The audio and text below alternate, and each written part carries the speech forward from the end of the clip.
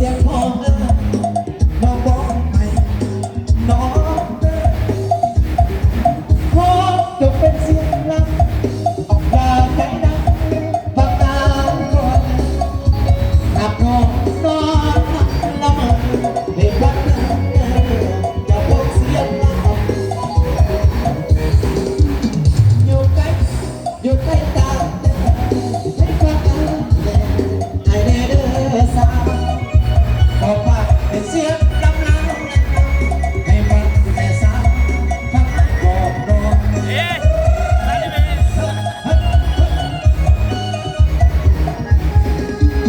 ความฝัน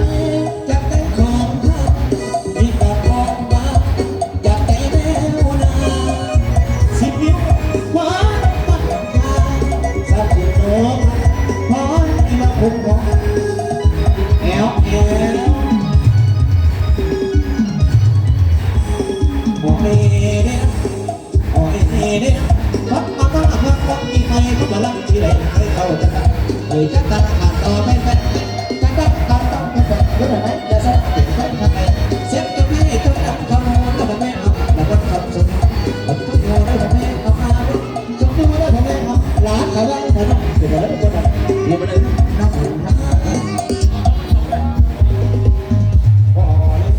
พอเดินตัวที่ตาตาอกรักมาบ้าง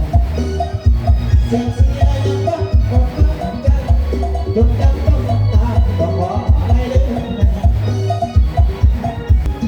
จากพ่อเป็นข้าเนื้อคนให้เป็นนอนคนถ้าอยาก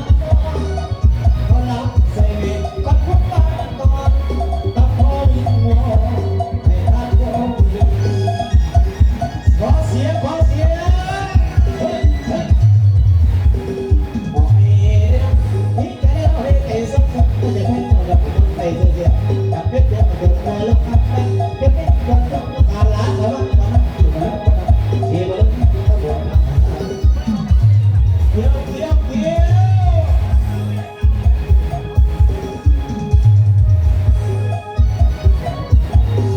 เอาเที่ยวไปเด้อ